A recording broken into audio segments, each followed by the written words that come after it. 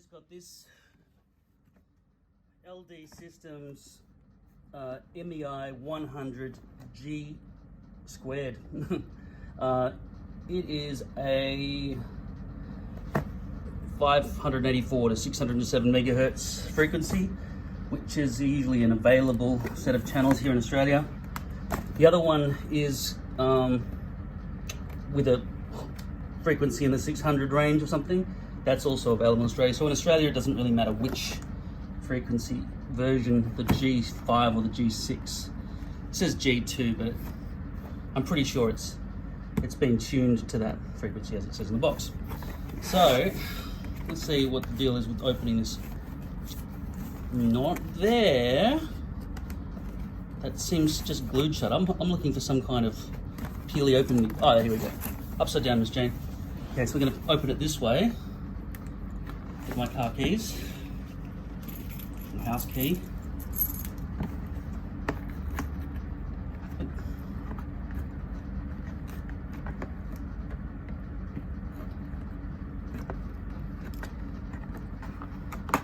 Okay.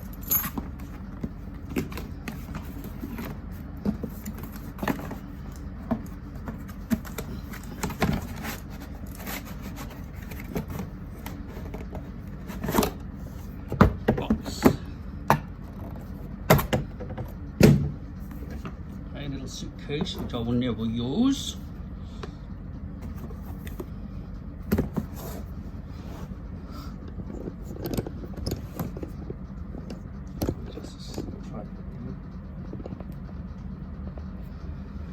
Right, so the case slides like that and that. It opens. A little bit of foam padding here. Nice. The lid falls open completely flat, and lifting it up and down like that makes me think it would probably snap eventually if you do those hinges, but they're good enough. This edge here is really sharp, right along all around there. It's really sharp plastic. It's a manual. I assume half of it's, well, most of it's in other languages. It's in Spanish. And yeah, so the English bit stops just there, see? English. So that much, you gotta do that much reading if you want to read the whole manual. Everything else is other languages, all of that, okay? Blah, blah, blah, blah, blah. Plug it in and go. All right, let's do it.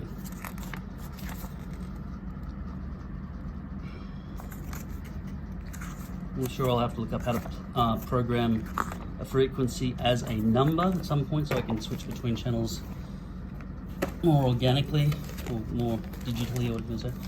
This is the transmitter.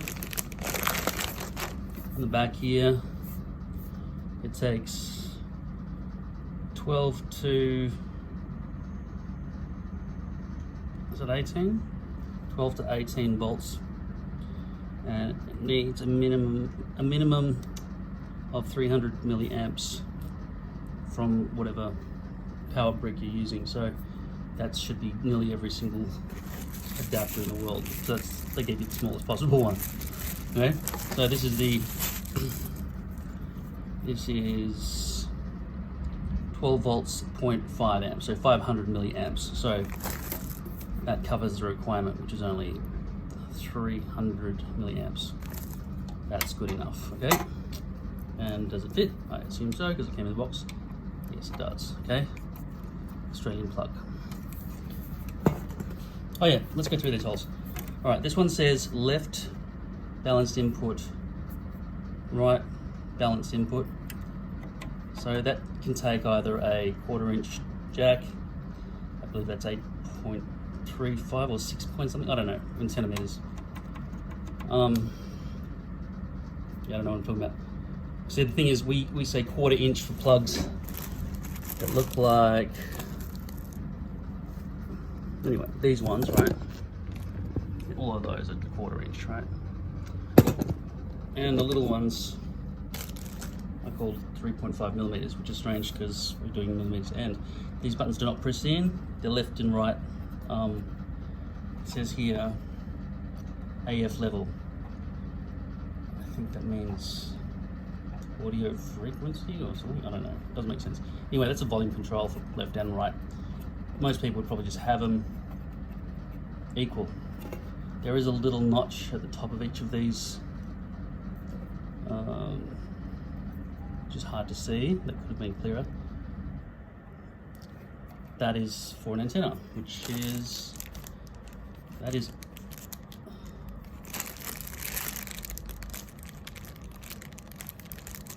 I don't know, like an antenna extension cord. I'm hoping it's just a nice little antenna that plugs in and looks good. That's some kind of adapter.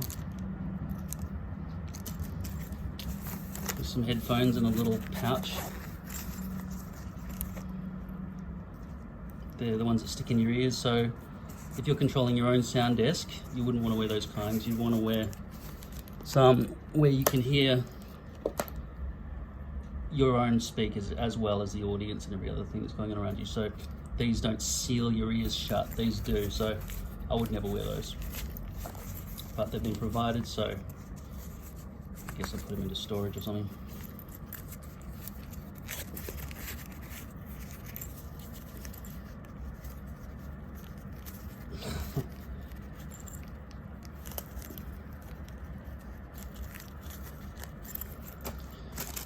Okay, that looks like an extension cord. That looks like an adapter. Some kind of mounting bracket. And that one is a longer one. I'm hoping I'll just be able to drill into it from the bottom. There are no drills on the bottom, so I can't do that. But I'm going to put everything into that guitar case, right? And I'm going to bolt it to a big perspex or piece of plywood and put all my, pedals and mixing desk and everything done. This is going to be one of the things on that board. Unfortunately, I'm going to have to brace it. That would be that side there maybe, which will bring it up off the ground a bit. Doesn't matter. It doesn't need air intake, so I don't know why they made it so high up. I guess it's got those rubber feet, so it's got to clear those.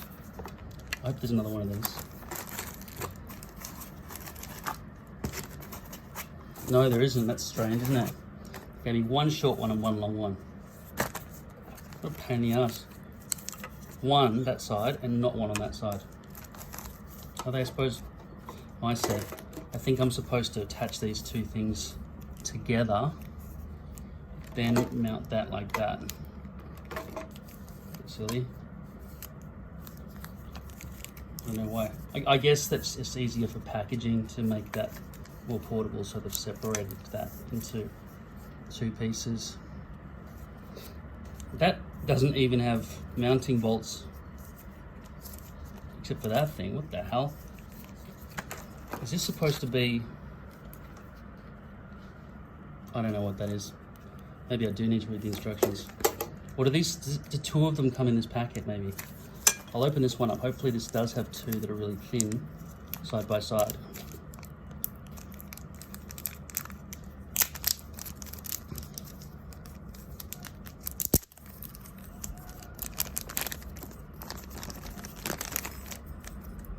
Nope, just one.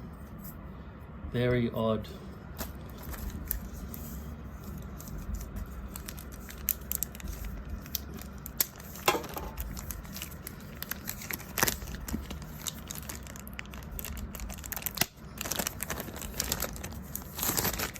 I really can't see the use of that one big hole there. Hopefully it's logical. So that would probably go like that, right? And that would bolt together. And then you'd screw these things in together somehow. Although, looking at this,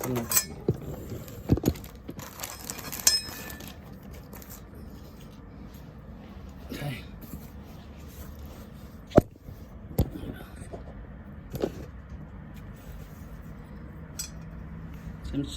It seems to need to be more that way, which is spatially inefficient.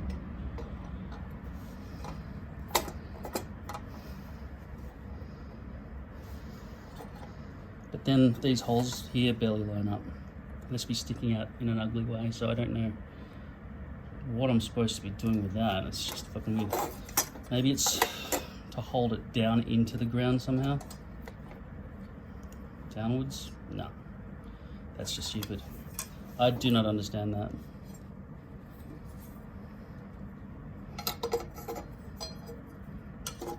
It's weird, isn't it? That's the headphone volume for that. That does not affect that, as far as I understand. That would override. Okay, so this is the receiver. We're in the belt. Got a little floppy aerial. Very floppy. No wire in it, it's just floppy. Floppy wire. It's dangly, very lightweight.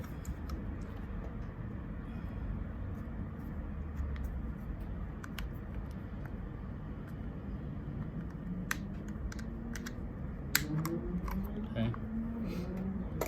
Takes AA batteries. 2 of them, by the looks of it.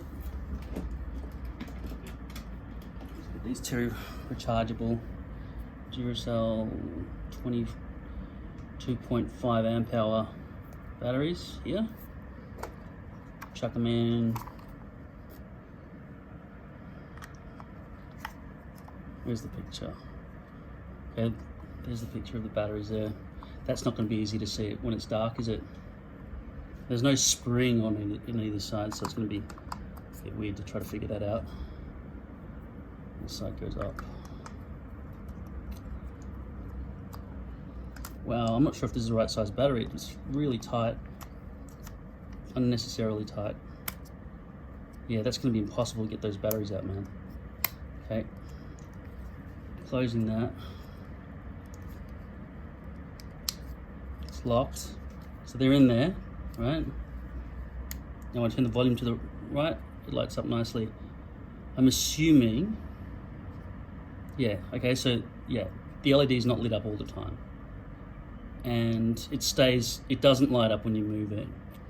This button on the left here illuminates it, as does this one, which is good to see. I can't accidentally be changing the frequency there very easily with these 2 buttons alone. But the set button here, it didn't do anything by just clicking it quickly. If I hold it, you can start doing channel assigning and so on, I guess. The buttons have a good feel to them. There's a rubber grippiness around all this. Group 1, channel 1, set. That's all that did. Volume control, there's no volume level showing on the screen or anything. It shows you battery life, but it's very hard to see the battery life from most angles. So the LED is very hard to read. Like if you're looking down at your belt pack while you're wearing this on your belt and you flipped it over to see how much battery life you had, it would be very difficult to tell.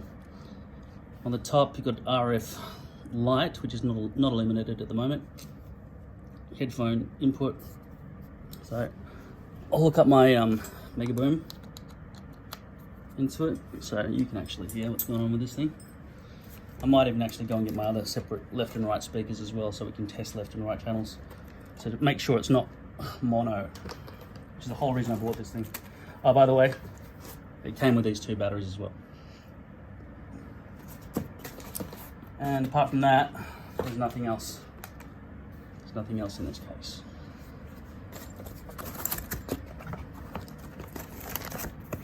Oh, except this. Oh, the actual area. Good. That was hiding, squeezed in the back there. Okay. Serial out of the plastic. That looks like a hinge. Yep, it's a hinge. So I'll just put that in and rotate it. It just locked. So that protrudes hugely, unnecessarily far, unfortunately. But then again, you're gonna have to be plugging things out of there as well. So this came with screws as well, by the way. And this thing is in fact a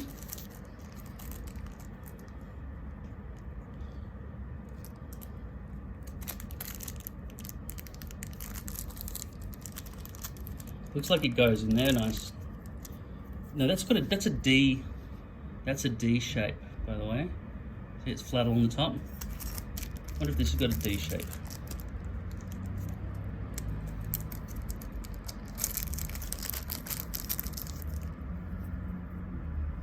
that's completely round.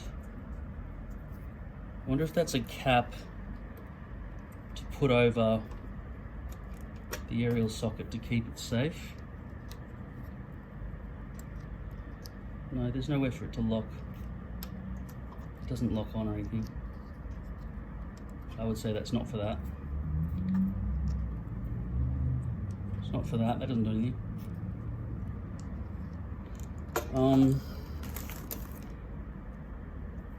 That doesn't seem to be of any use whatsoever there. I'll have to figure out what that's for in a second.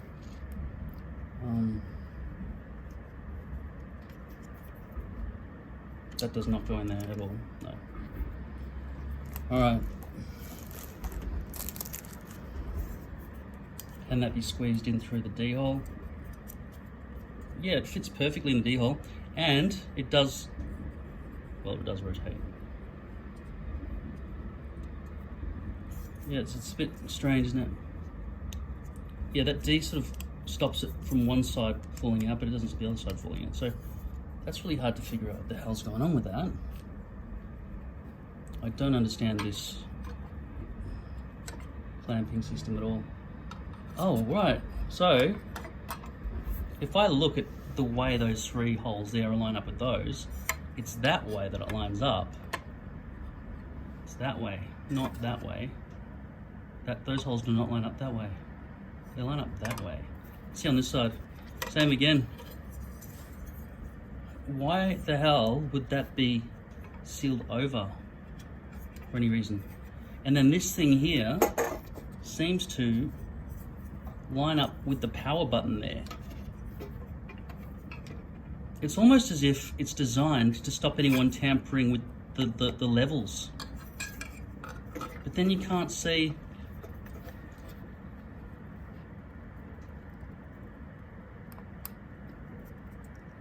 I don't get it. Do you get it? I don't get it.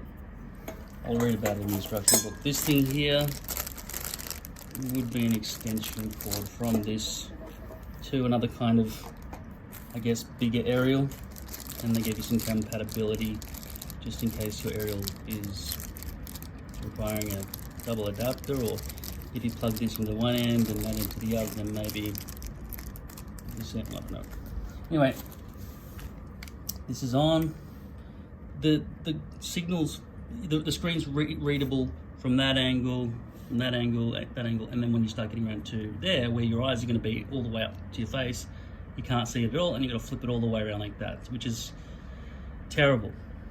Terrible screen.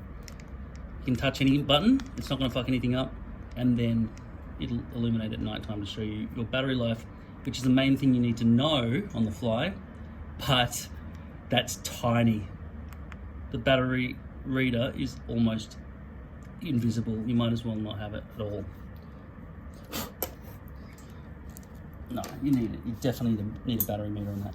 All right, I'm going to plug this in now. Let's see if I can find a power socket for this.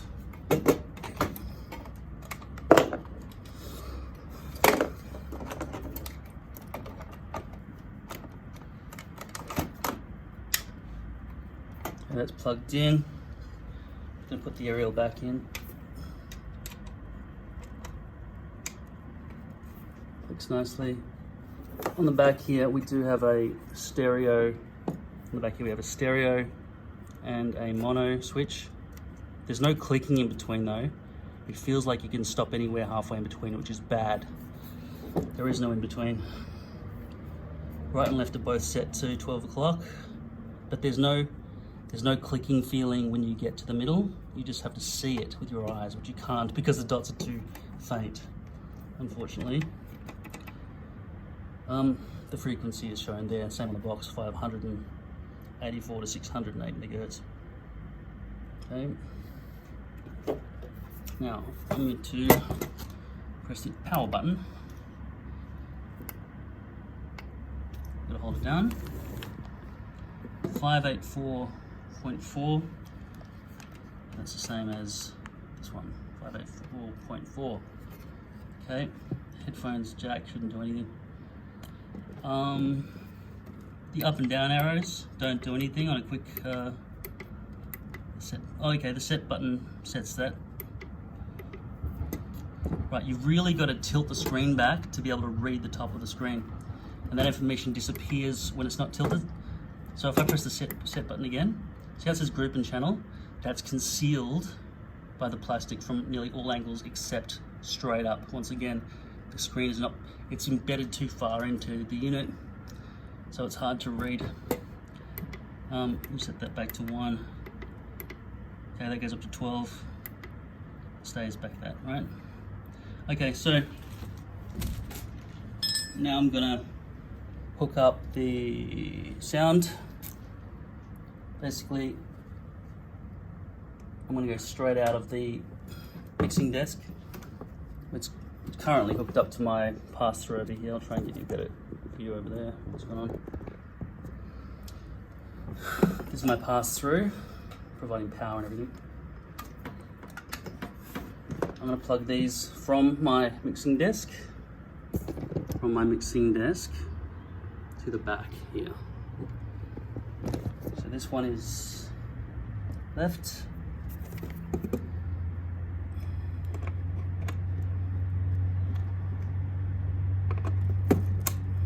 This one is right. And they click in nicely. Okay. So the volume's just down there set to 1/4. I'll turn on this Mega Boom. It's got the auxiliary going straight out of the receiver. I've got the iPad beaming Wi-Fi or Bluetooth to the Bluetooth receiver wherever it is. There. Okay. That's a Bluetooth receiver plugged through this volume control pedal and into lines 3 and 4 there. That's 3 and 4 is turned up to 50%. I've got the volume here at 1/4. I've got the headphones plugged straight into this. So if I press play on here now, and turn the volume up on this, that's on full.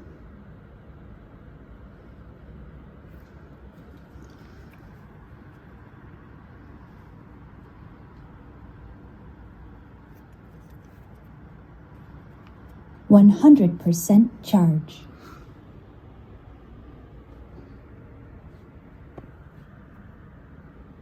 .4.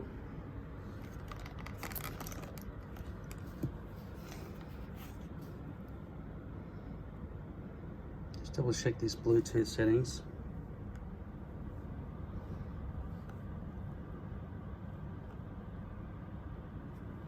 Yeah, that's right.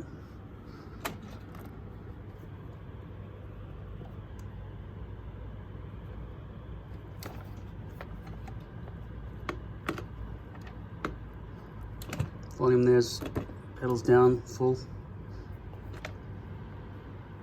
Feeding into there. Got that volume turned up. I'm going to turn up the master. There we go. Right. Okay, so we're getting some volume now. That's up really high. Turn that up into high. It sounds muffled. Let's just go back to this program.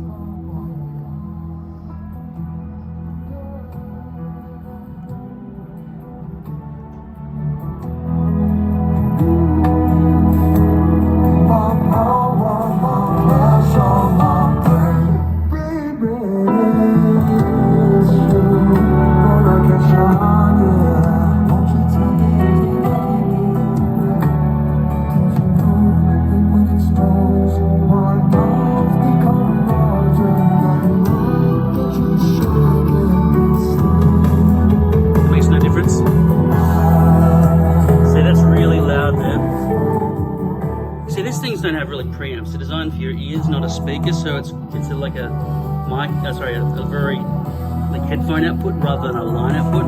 So it's really pushing it. So I'm going to wear these headphones now instead of running it through there, because that's not going to give me any good sound at the moment.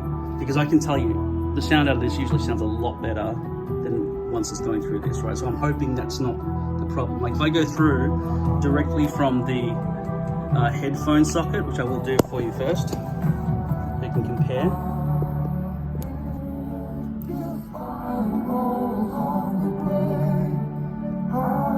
All the volume levels are extremely high right now. Oh, by the way, let's try these volume controls at the back. They're both at maximum. I'm going to flick that to mono. Okay, that's better. Wow, that's mono. That's stereo. These are both set to high. Did you hear the massive volume difference when I click from stereo back down to mono? Strange. Alright, here we go.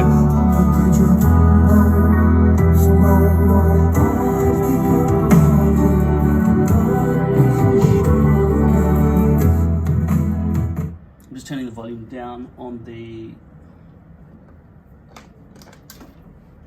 mixer because I'm not sure how much louder. This is going to be straight out of the headphones socket of the mixing desk.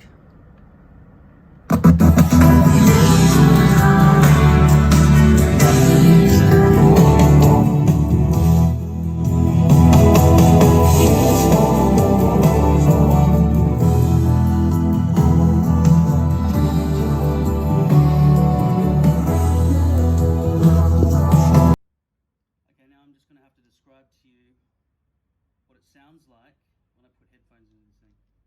Okay, I plug them in, turn the volume down. The red light is on now, by the way. That happens when the power is on the transmitter. Let's see if that red light goes off when it's not. Yeah, okay, so I turned that off, this went off. This unit's still on, obviously, which is turned off by simply rotating the volume all the way down, which I like that. Okay, so the red light's still off. I'm going to turn the power on the transmitter, which just came on, the lights there. Now this is on. Okay, cool. Took about 1 second or less for the signal to be heard. Okay, so this is still playing. I'm turning the volume up on this. No, that's off. That's all the way. Okay. Now I'm going to turn the master up. There's a lot of crackling going on.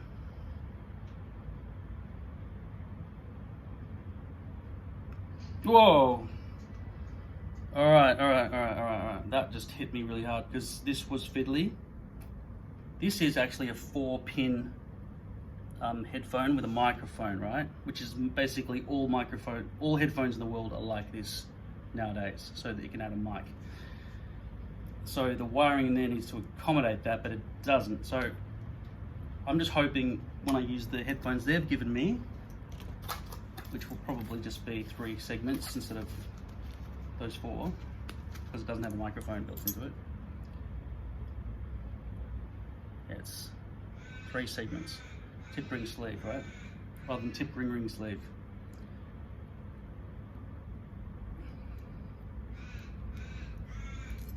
Okay, let's see what this is like. There's a very grippy, very tangly. The fact that they tangled straight out of the box like that is a bad sign. Is there an R or an L? Yes, there's an L written on the side of this.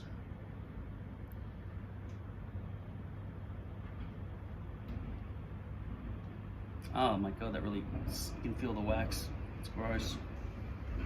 Okay, I'm gonna turn this down, off actually. Plugged it in. That's interesting. Right, here we go. I'm turned on. Let's play first.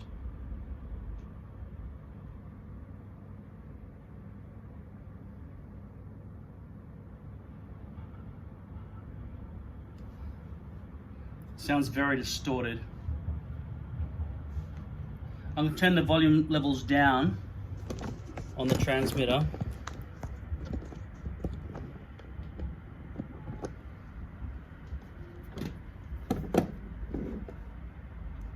To 50%. Those are secure. This switch here, it's mono at the moment, right? I'm switching it to stereo. Oh man, that feels much better. All right, in the ears, I'm telling you. you don't want to set to mono if you're broadcasting stereo, okay?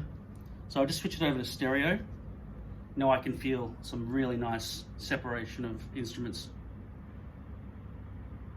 Still, as I turn it up, whoa, there was a violent like radio signal violation happening.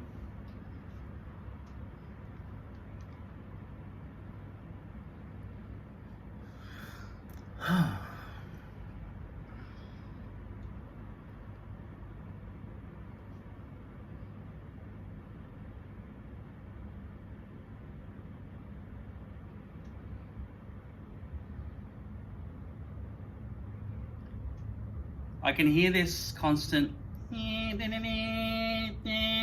over the top of the song. Yeah, there's definitely some kind of electrical interference.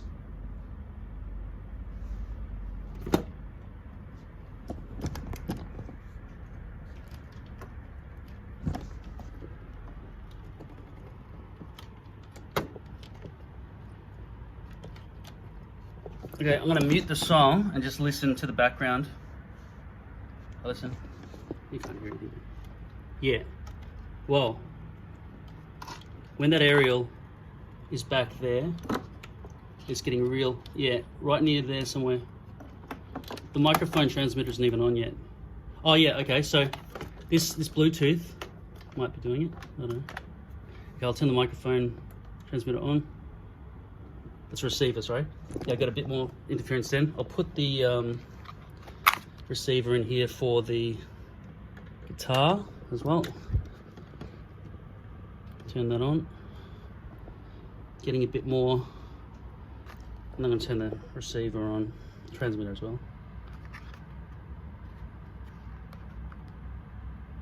Oh, that doesn't like being turned on while it's plugged into there. Okay, so that's on. Turn the microphone on. 2222.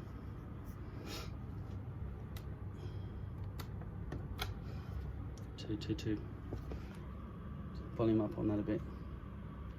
Yeah. 2222. Can't hear the microphone at all.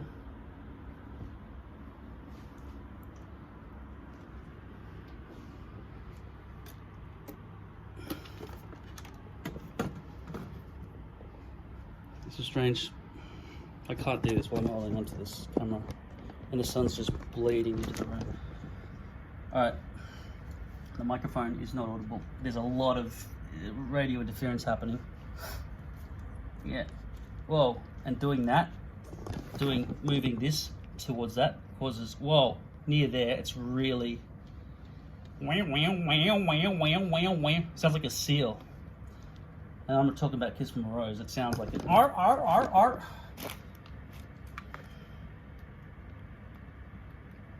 Interference. The receivers aren't causing too much interference like this is. That is causing heaps. That is. And microphone is causing some interference as well. Because there's an internal transmitter in this microphone, right? So the transmitters are all causing some interference. That especially. You don't want these things next to each other. Okay, but I can't hear the microphone yet. I'm trying to figure out what the hell's going on with that. Microphone level is right down. Okay, the microphone level is right down. I can hear myself now through that. It sounds good. Actually, it sounds good. I'm just wondering if I might want to change that frequency on both ends here and there. Yeah, so as far as I can hear right now, I'm going to plug this back in. I'm going to plug this back into this again.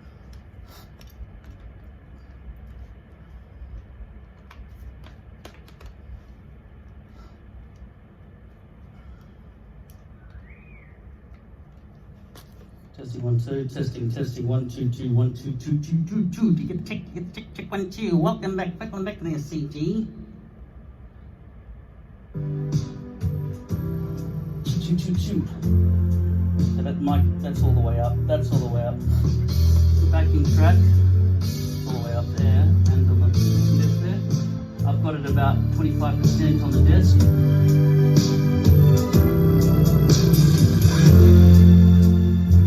You're right.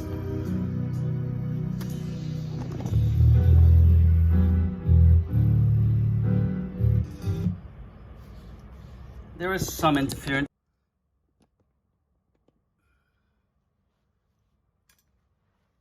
Okay, so the audio quality is fine. The screen's a bit plasticky and dodgy. Let's have a look at this manual, figure out what these things are about, these metal cage bits.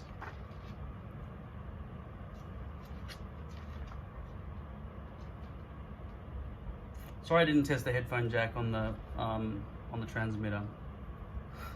I just don't really care about it very much.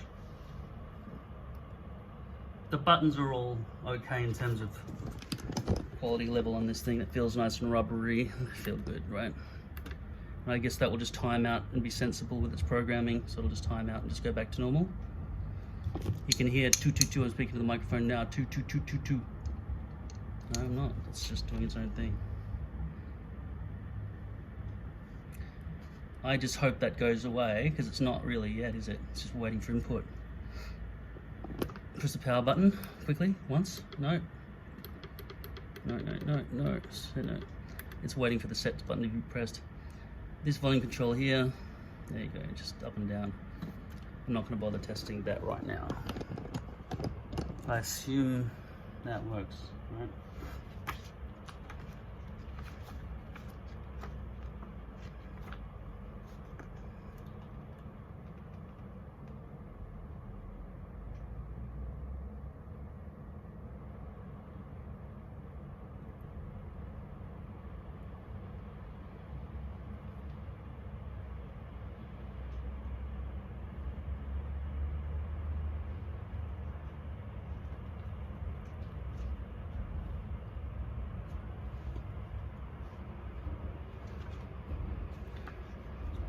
I might as well just quickly just check how good this is at clipping onto my belt.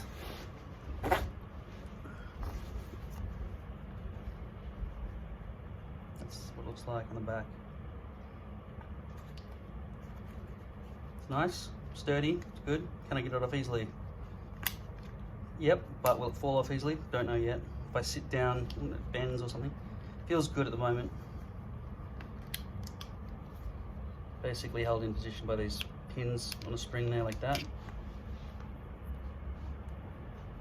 That's without it. Put it back on. Put that there in that hole there.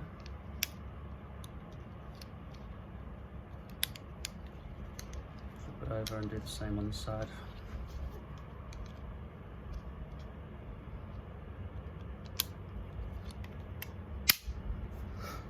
Okay.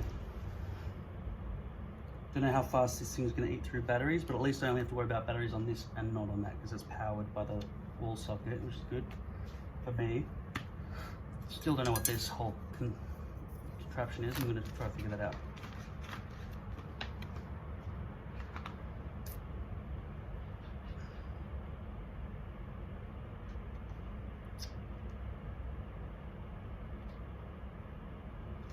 Okay, here with battery replacement.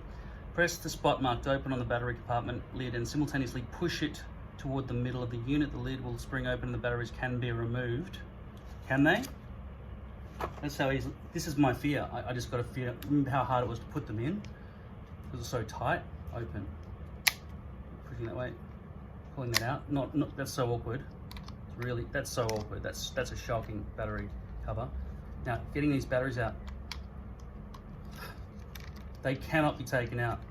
Honestly, I'll need a tool to get these batteries out of here. I can't pinch, my fingernails are long, but it doesn't matter. There's no way to get these fucking things out. Now, if I didn't remove something from in, what kind of tool would you use to get this out? A screwdriver? I hope you bring a screwdriver with you to all your gigs if you're gonna buy one of these things, because these batteries will not come out without one. I'll try to bang the shit out of the fucking device, which is all fragile and shit. Or should I yank on that? No, this is made wrong. I'm gonna just double keys, way too big, aren't they? And you're trying to get leverage, trying to damage the battery or the device itself by squeezing that in there and trying to wedge it out. Key's way too big. This thing, is that what this is for? To remove the batteries? Fuck, man. You're just going to have to wait. You want to have a real life example of what this device is like? This is how long it's going to take me to go and find a screwdriver so I can get these batteries out. It'll be harder on the day when you don't actually have a screwdriver, so I'm saving you some time here. So far, I'd say don't buy this product.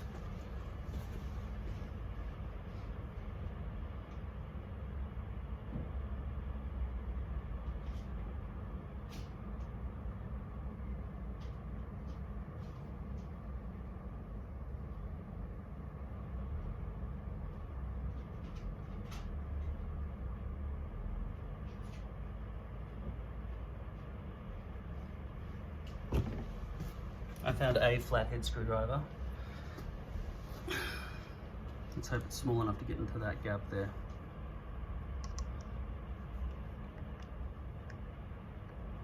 Is the plastic cracking open? That really, I'm scratching the shit out of the battery. Brand new expensive batteries. Fuck, the lid just popped off. The lid just popped off as I tried to do that. Don't know if the plastic snapped or not. I'll be trying to get them out now. Hopefully I did something. As I do this, by the way, to try and get the batteries out, you can see the plastic separating, like the whole thing wants to come in half. But there's no other way to get the battery out, is there? I've got to do this. Oh fuck, the whole thing just separated. Did you see that? Let's scratch the battery. Surely you're not supposed to pull this entire contraption in half each time you want to remove the batteries. Look at it. As I go to remove the batteries, I got one part of the battery out now. Okay, look, scratch the shit out of the battery, which has now got sharp metal on the edge of it. Look at that, brand new battery. That's what I had to do to get it out. Got one battery out. This thing just wants to separate. Will the other battery come out with my fingers now? Finally, okay. Looking down in there, is there anything you think I did wrong when I put the batteries in? Is there? Do you think I did something wrong when I put those brand new batteries in? Do you think they'll fit in worse now that I've got a scratch all over them and it's going to have jagged bits of metal and plastic and shit sticking off the side of it? It's tight enough already, right?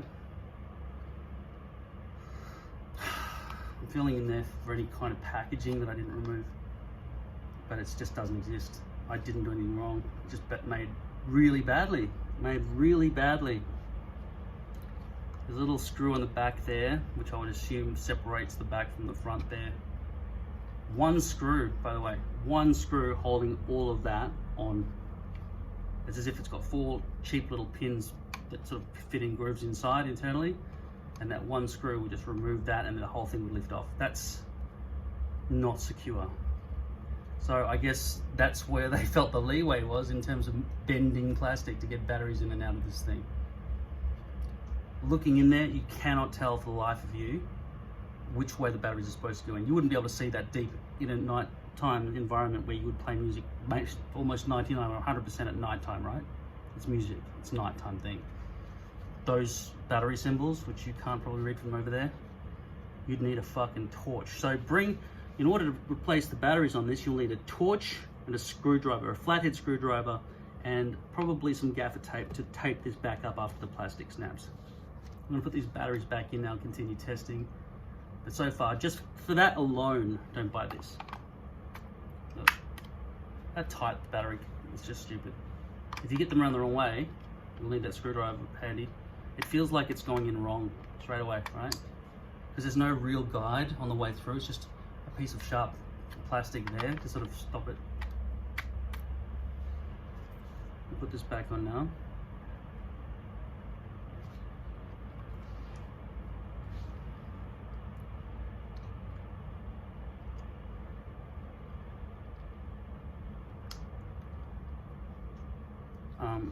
I don't know how this goes back in.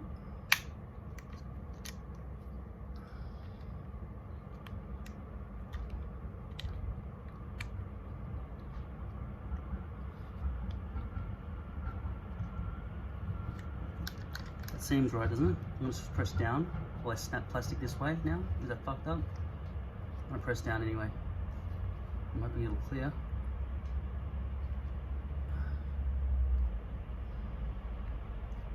Pressing down, pressing down. Forcing the batteries in, not sure if I'm snapping plastic on the way through. Okay, pressing that in, and now it's closed. To open, that doesn't slide from that end. It hurts your actually hurts your thumb to press that. This little grippy bit here, really hard to actually do. There you go. And then this bit, you can't stick your fingernail under there either. They've made it in a way that you can't stick your fingernail under there. You gotta try and grab it from there. You'll need a nice big table. Unplug your entire system to get the batteries out, and always have a screwdriver and a big fucking light over the top of it so that you can get through all the shit that you have to do to get the batteries in and out of here. Do you reckon that maybe the plastic's gotten a bit grippier? No, it's peeling the fucking... Oh, it came off again. Fucked. Brand new batteries are fucked. Look, that's what it takes to get these batteries in and out. You can't read the screen unless you angle the whole... Like if this was on my belt and I wanted to know how much battery life I had left, I'd have to take it off my belt while I'm playing guitar. Stop the music, everybody. I've got to check the battery life on this thing because I can barely hear anymore, and it must have just gone bad battery, I think. I don't know. By the way, don't think about not using this. That's completing the circuit, those bits of metal there, right? That has to be on. I'm going to put it back on now. Look at it. Is there a clear and easy way to put that back in? No, you just got to fucking feel for it. Feel for any grooves inside internally, and hope you can jigger this thing back into position. No, it's not it. Right. Maybe it's supposed to be squeezed into position. There's nothing visible for me to look at when I see these two pins on either side, which are made out of the cheapest, most breakable plastic I've ever seen. Going in there like that. Yeah, it's too hard filming. You're just gonna have to watch from a distance.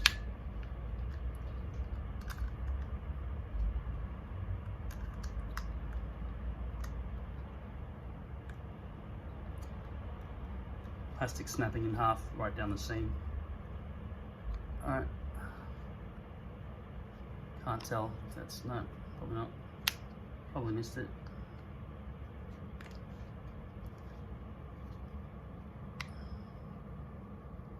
Okay. Maybe if you press on it like that, we can turn it on and off as we need to by pressing that in there. Right now, I'm going to pull it back, squeeze that, and just force it. That's what the screen looks like. On and off. On. 1, 2, 3, 4, 5, and then it goes blank. Press the button, right? Don't forget the angle you'll be looking at it is like from there, looking down at it. You flip it slightly so you can see the screen. Press the button to illuminate it. Can you see the battery life? No, no, no, no, no, no, no. Now, and the light's gone off. Press it again. You see the battery? Got your binoculars so you can see what the battery level is while it's down here in a busy nightclub where people are trying to ask you questions and there's music and somebody has spilled a drink down there trying to see the battery life. No, you can't read it. Why didn't they put it up there on the top? Fuck. The quest continues to figure out what the fuck these things are for, okay? These headphones are in-ear squishy, wax squishy fucking things. I wouldn't share these. If you're worried about COVID, then you'd definitely be worried about catching AIDS from a pair of headphones like that, right? Frequency number shit. I'll play with that later. Problem, display, receiver. Display is switched off. Make certain that the batteries are not dead and the receiver is on. Transmitted display is switched off. Check the blah, blah, blah. No sound or volume too low. Distortion or noise. Distorted sound. If it says distorted noise, RF indicator is on. Increase the distance to possible causes of interference, digitally controlled devices, e.g. CD players, computers, digital consoles. Or sound systems. You wouldn't want to have an in-ear monitor system anywhere near any devices that could produce radio frequency things to make music, for example. That would just be stupid of you to put any music making equipment anywhere close to this device.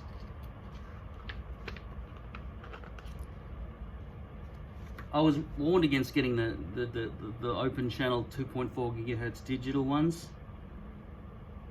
like this, which works perfectly, or pretty sure these things just use the 2.4 gigahertz range, works perfectly. They pair instantly, by the way. Come with a battery carry case.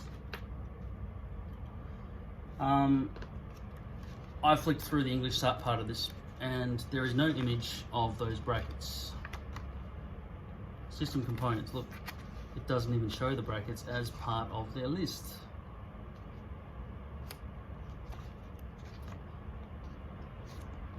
So maybe it was just a gift that they gave me by giving me those brackets. Although there's no other way to secure this fucking thing. Let me ask you this. These holes, right, they correspond to blocking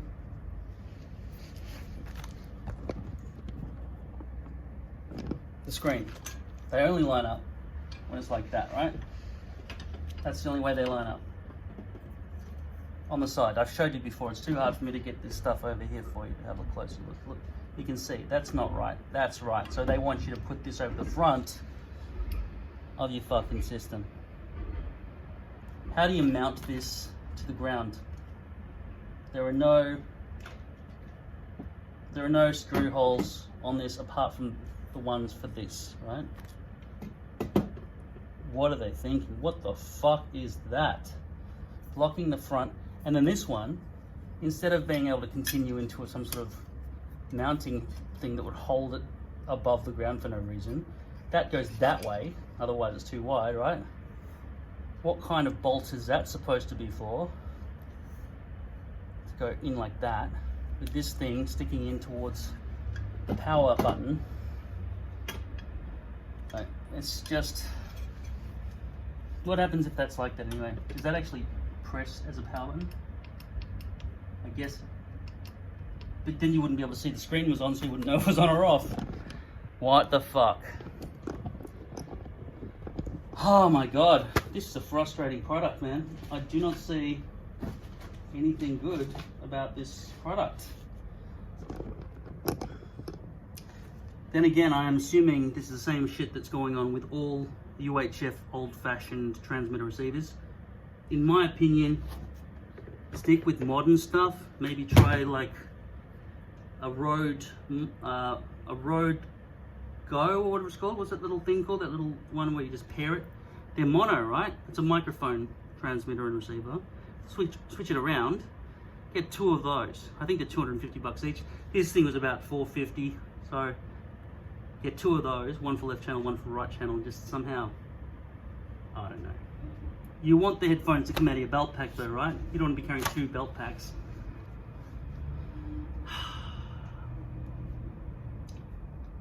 This does work in stereo, it does output in stereo. It has no microphone transmitter though.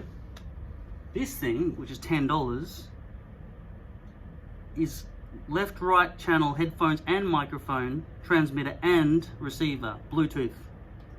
I got a box of them.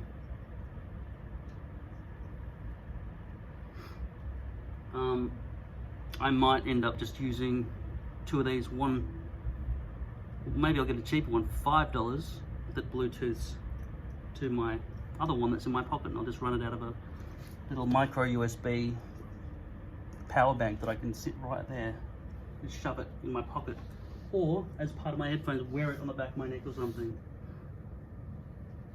Technology's come so far, and for us to be spending 500 bucks or whatever it is on this piece of shit is a fucking joke. Especially this part of it, whatever the fuck this is supposed to be. No description of it anywhere in this manual. No pictures of it, no description of it. It doesn't exist. I can play with the frequencies and so on if the audio fucks with me. But I'd say it works. But like I say, if you want to change the batteries in this thing, because you accidentally left it turned on because it's got no light to indicate that it's on in any way, right? It's still on, wasting batteries like that. It's not going to shut itself off automatically like modern day things do. Look, the microphone, I didn't touch it for like 5 minutes. It's off, right? It's turned off. Because it knows to turn itself off if it's got no signal going through it. Same with your iPad, your iPhone, everything, right? Except this. You don't do that, then you'd better get your fucking screwdriver ready and a torch to figure out which direction that is. And also make sure all the lights turn on, because when that falls down on the ground, somewhere on a dark black floor covered in beer and piss, you don't want to be losing that black lid thing that just flies off. You can even fucking get it open, right? I know, turn it face down. Now it'll flop down, right? Now you've got a chance. Okay. Nope, still can't open it. Nope, still can't open it. Nope, fucking there, okay. Now, want to go batteries? No, forget that. Get your screwdriver. And try not to snap all the plastic that's, okay, that just fell out again. Because the plastic separates as you go to remove your batteries. What the fuck? Dude, do not buy this product. All right, it's shit, really shit. Okay guys, this is what has to happen. This screw was removed from the back, and this thing just sort of unpinks itself with these 4 side springy bits of cheap plastic, right? The batteries can't continue to be scratched up like this. I can't continue fucking my batteries and in the middle of a big performance when I've got so much other fucking equipment to worry about in terms of frequency disturbance and so on. I don't have a file, but I do have this bolt which has got threads on it that look like it would scratch through this cheap plastic really well. I'm just gonna file away at it. If I can just get these pincers here and just rip out this bit of plastic in the middle here. Okay. Snap that off. Snapping away bits of that until, and the inside edge there of that thing that's squeezing the battery in. Just chip away at that a bit more. Just rip away at that. Okay. I have no sandpaper or anything, so I'm just going to keep doing that for a bit.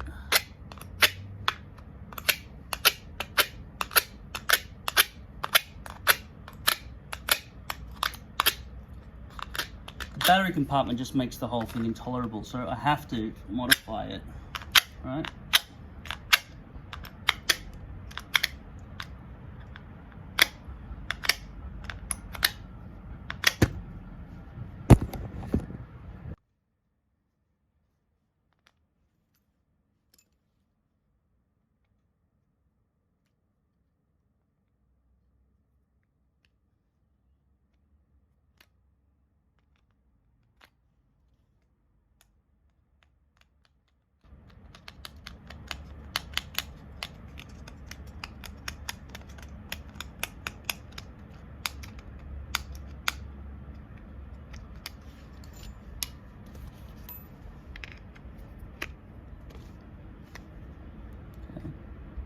So before it looked like this one does, right?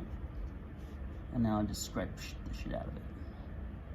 Hopefully now the batteries will come out more easily, but not too easily and not rattle around like crazy in there, okay? So I'll reassemble that. Don't drop those buttons.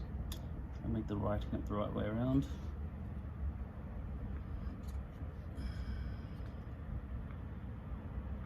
Try to keep the screen clean on the inside.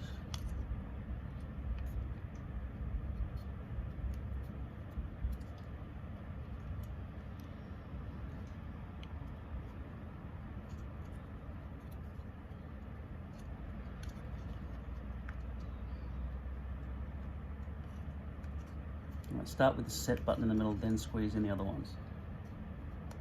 Okay.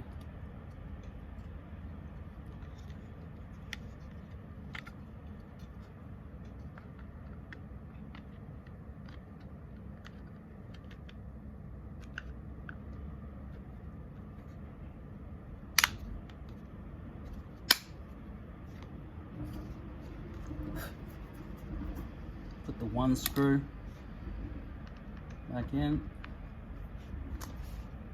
Phillips head, screwdriver.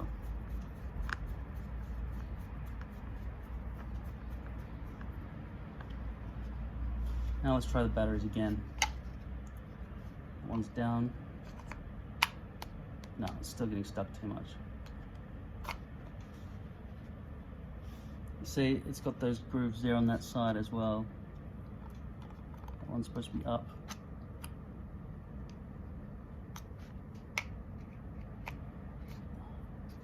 That's really squeezing way too tight. The battery's just squeezing side by side too tightly, like squeeze right in. Two batteries are much harder to get out than one. That's a lot easier for me to get out now. Still not easy enough though. I need some more width allowance with the two batteries side by side.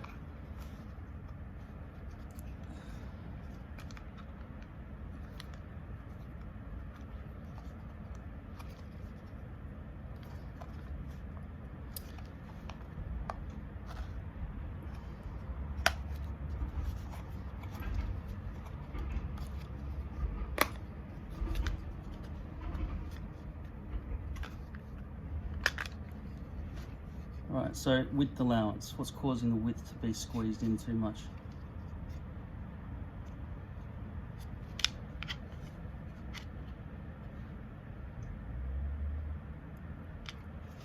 I'm going to take away these edges on this one as well.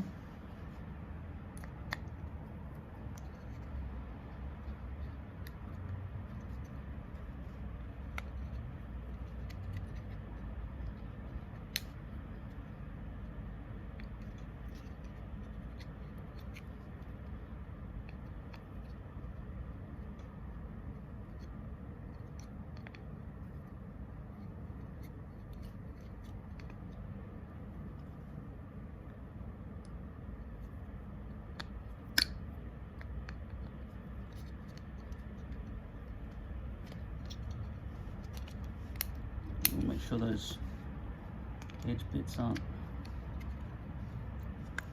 away.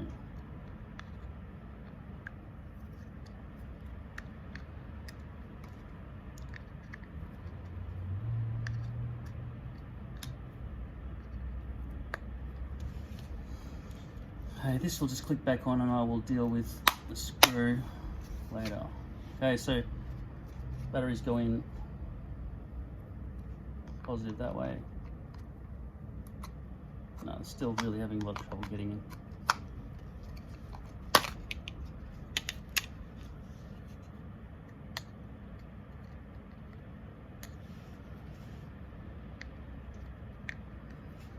If removing all this plastic doesn't make it easy enough for it to slide right in immediately, then I'll have to start considering removing those lines down there, which I don't really think are that important. Hopefully it won't cause the battery to hit that edge though, when it gets to the bottom and it gets stuck, not being able to plug itself into its position.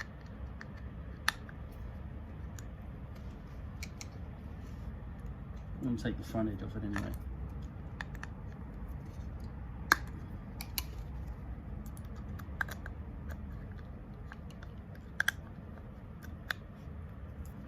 Wish I had my Dremel. It's in storage. We're under lockdown here, so I can't get it.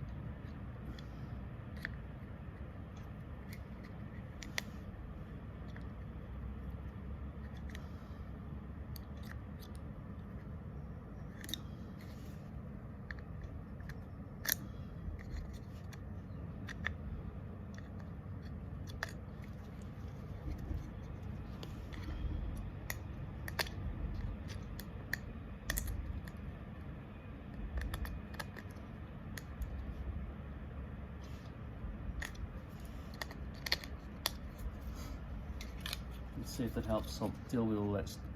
I'll try to put this back in the set. There's the middle. Put that back in there. That one goes there. All right.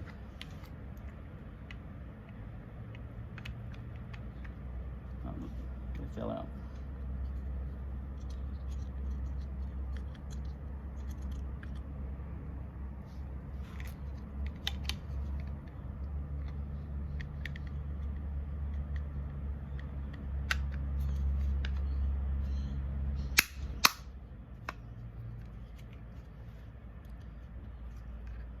Positive. Yeah, it's still getting jammed. It went in easier at the top, but it's still getting jammed further down. This one's getting jammed at the top still.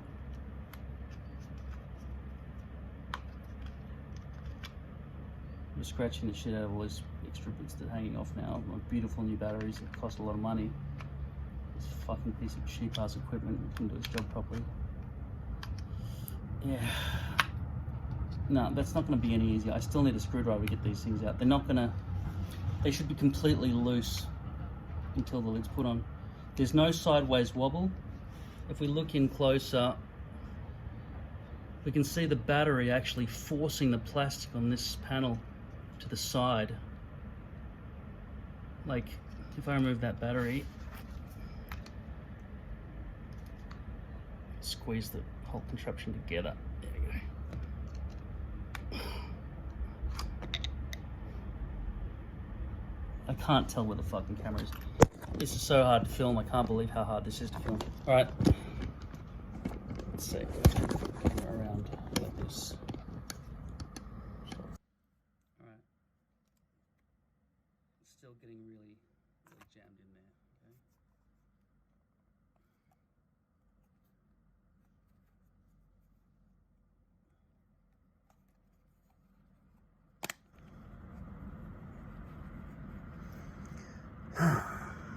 So the batteries actually are getting stuck because this side bit here and this bit here are making it too tight for two batteries to sit side by side. Just looking at which way is supposed to be up and down again. That's that way and that's that way, okay?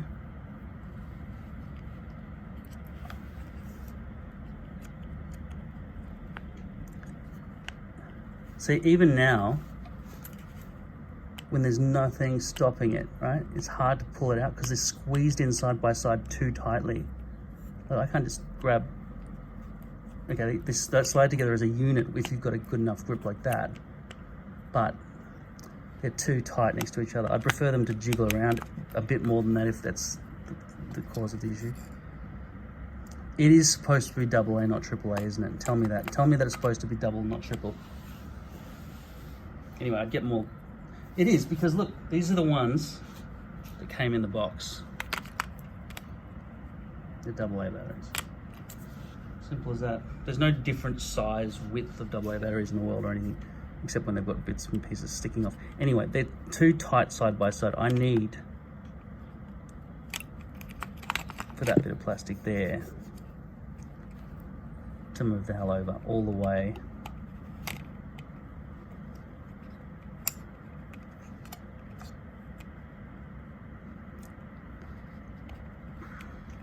All the way.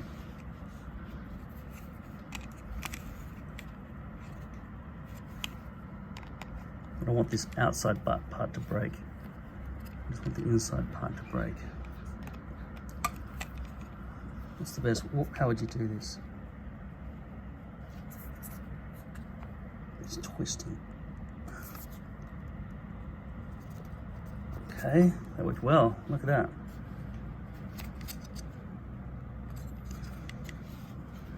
Continue to use the screwdriver and hopefully this whole thing will come away as one big broken bit.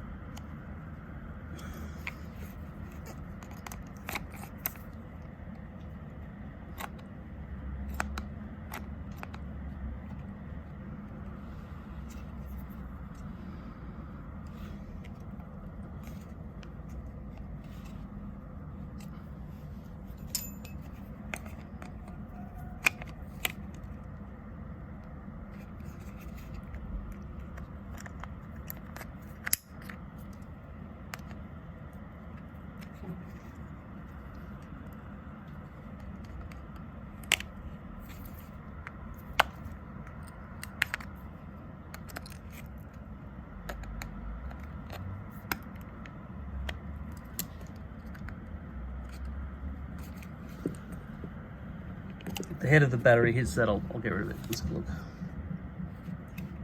Just want to make sure it doesn't, you know, I don't want the battery to hit that lip there. So let's make sure we're on the right track at least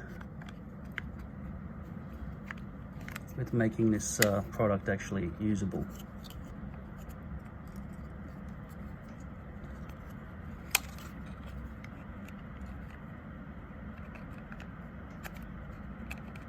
A new transmitter alone is about $250. Whereas the whole lot was $447, no, it was $449 or something. Okay, let's see if this is any better. Okay, positive that way. That's protruding out, something's whacking on the side of it. That plastic there at the moment. Second battery.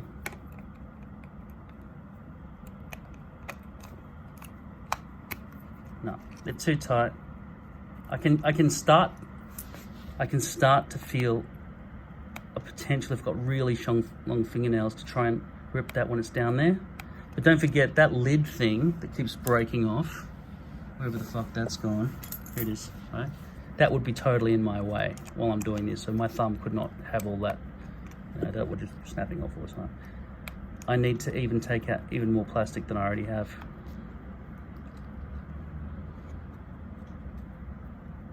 We can't really go that way because that plastic there is protecting the circuit boards.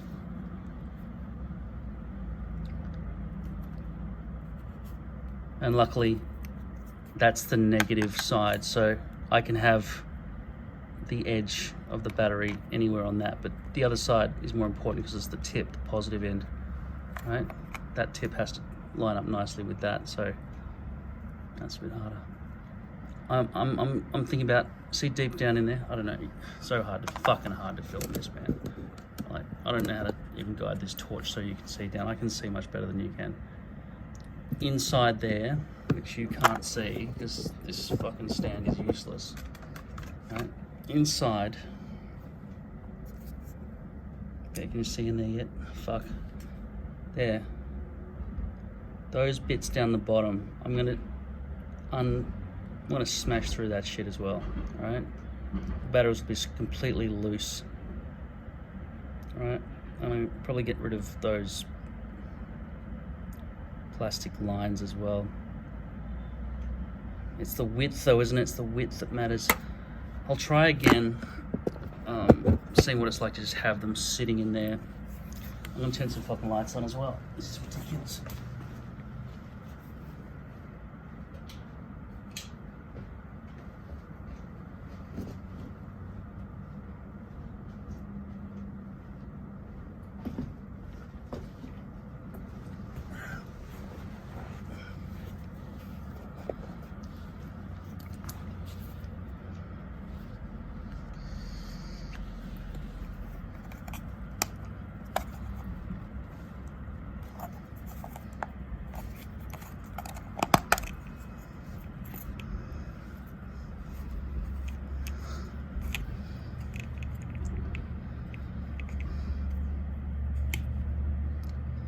Positive, negative, positive, negative.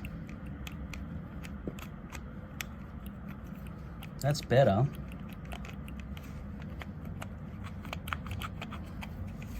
I'm gonna rip the rest of that out for a start, then try it, okay?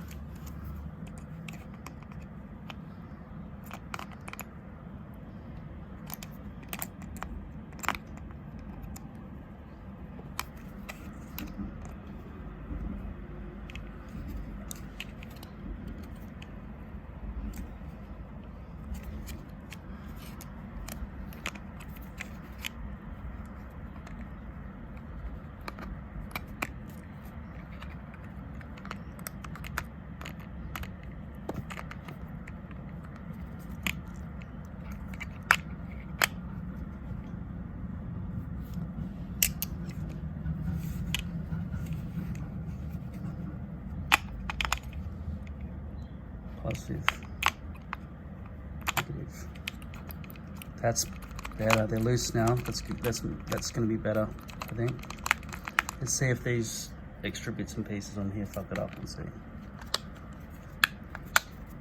I want them to just fall out. No, they're jammed in there. Like a fucking motherfucker. Still jammed in there.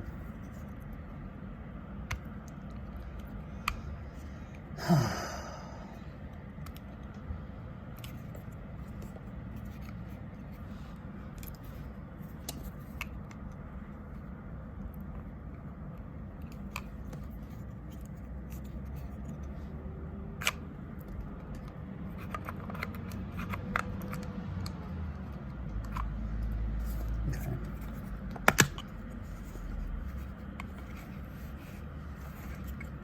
Those lines are gonna have to go.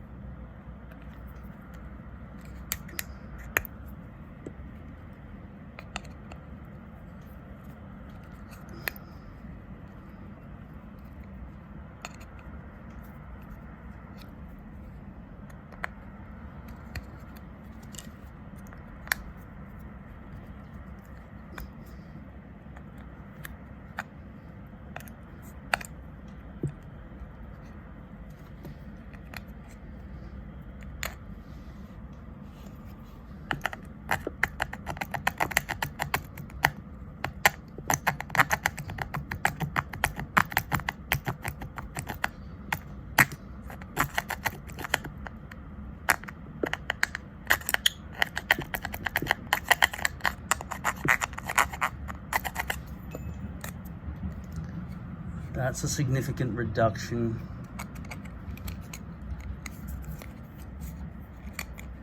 There's still a couple of bits and pieces sticking up, but much less. Okay, so let's put this back on. Just double check.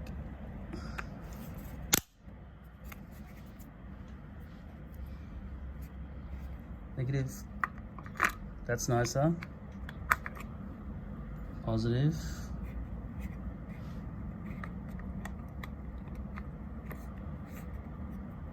No, they're still jammed, right side by side.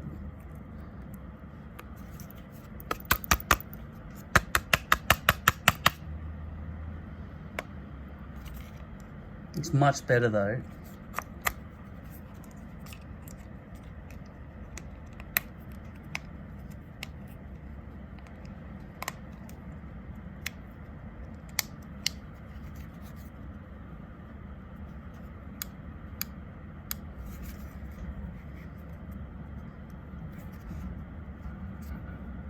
That's stupid that doesn't let you do that. You've got to pull from the awkward end. Okay, now trying to get the batteries out with that thing still attached. That thing's going to fall off all the time. Like the moment you try to get the battery out with a screwdriver, oh, that's better with that one because that's actually got some plastic that I've torn away at the battery, so I got a bit of a fingernail grip. So what is the problem here? You can see in there now, right? Well, you can't because the torch is shit. It's facing where my eyes are looking and can't. It's always putting you in shadow no matter what perspective. Oh, Jesus. All right.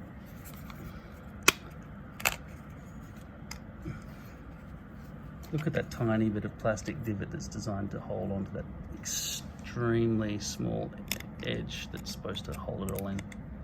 Such an awkward design.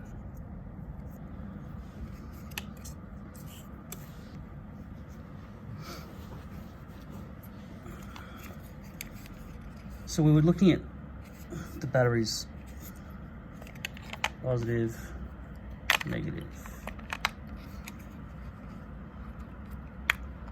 Having too much squeezing difficulty coming out the top. I'd say the problem is right there, I think, right there. Because down there they've got a bit of room to move around, right? Hopefully not at the detriment of them coming detached, because once that lid is down it's going to force it in to that. Luckily I left that bit there, otherwise the positive terminal might fall off, but it will always touch, won't it? It's always going to be there some way. The difficulty with them squeezing out seems to, like I say, come from there, but that's actually part of the outer case of the... I can't remove that. That's important to keep.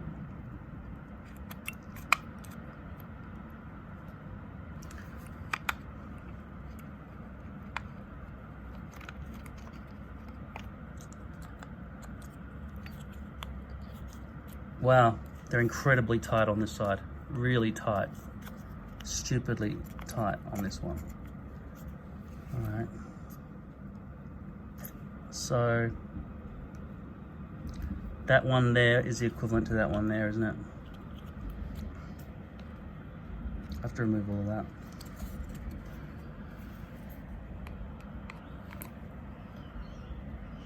Nice.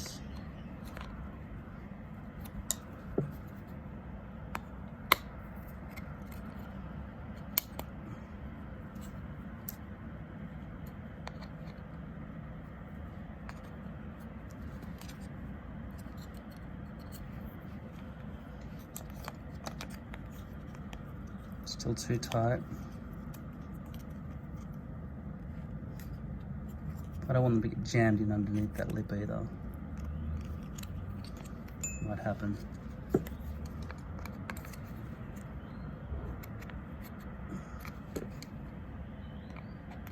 I want that to break before it hits this bit.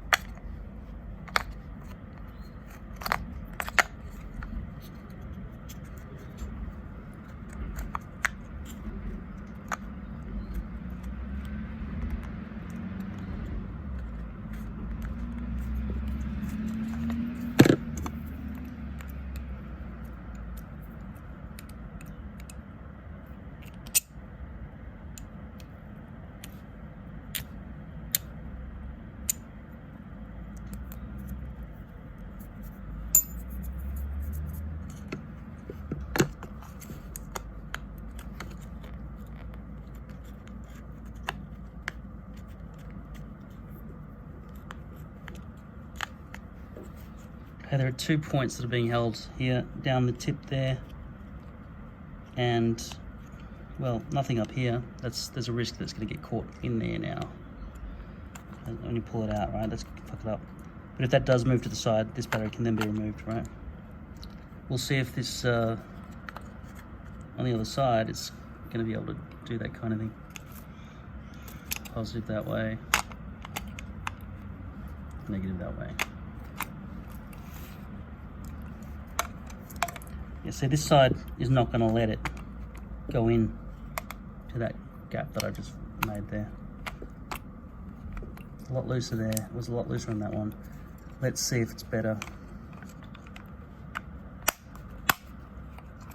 Yes. All right. negative in that side. Slips right in. Positive that side. Slips right in. Comes straight out. Oh my god, I fixed it. Let's have a look. Negative that side. Positive that side. Put this back there. All the way back. Slide that there. I'll put the screw back on. I'll have to put these buttons back inside as well. Yep. Okay, and now the batteries go flat. Uh-oh, now what do I do? I've got to open the battery compartment. Boom. Bit awkward, but damn, batteries are out. Fucking yay, baby. I'll put the buttons back on and the screw back in. Oh. I can't tell you how much more awkward you making this just by being completely in my face with this camera. All right.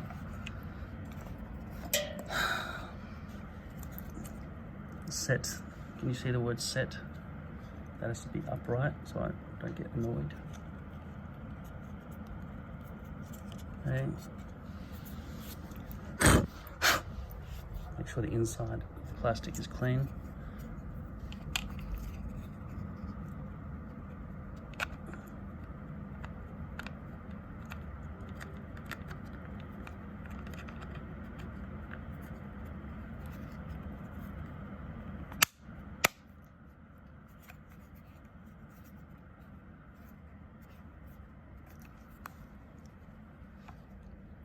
Screw.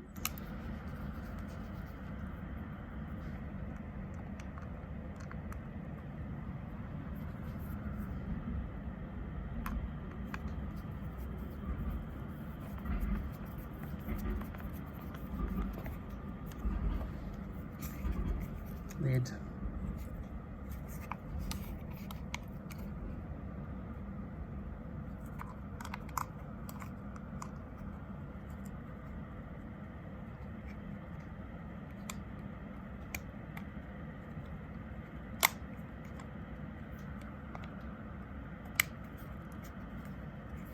Okay, let's try that again. Oh wow, look, a new receiver. No batteries. Let's open the battery compartment and see if we can...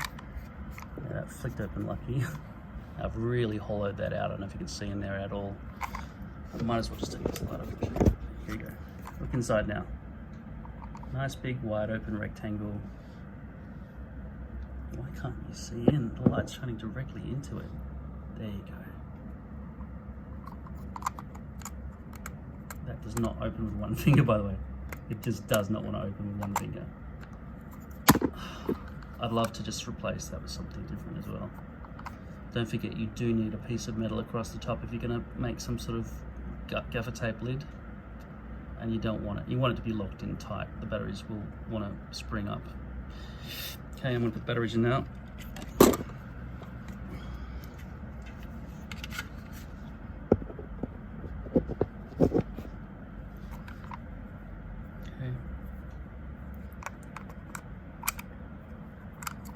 Goes in loose, rattles around nicely, except that fucking lid pisses me off now. Alright, that goes in that way. Come out easily, very good. Negative, positive, very good.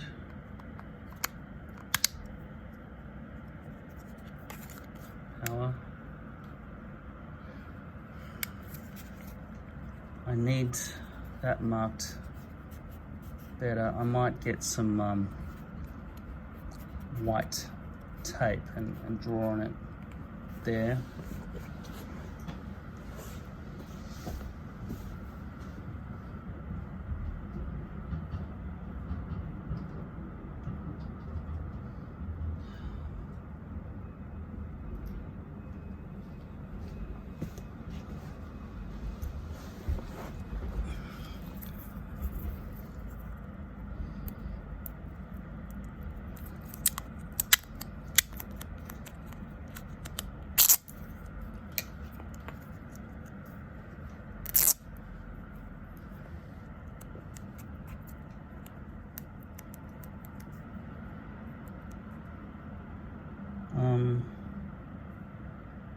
Negative, positive.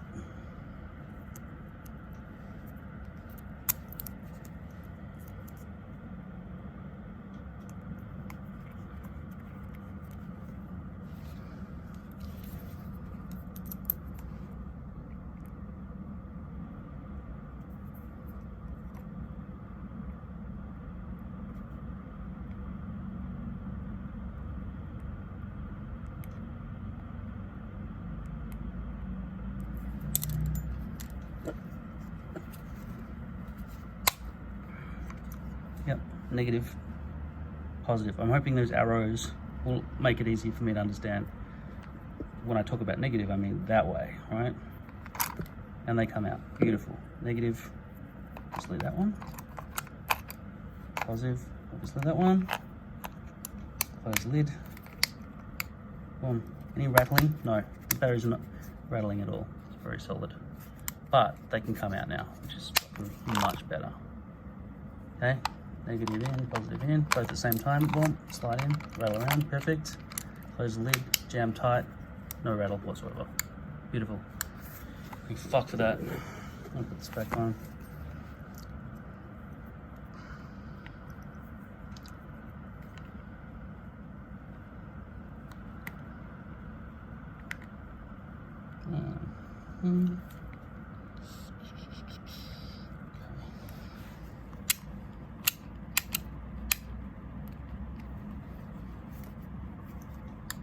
Good.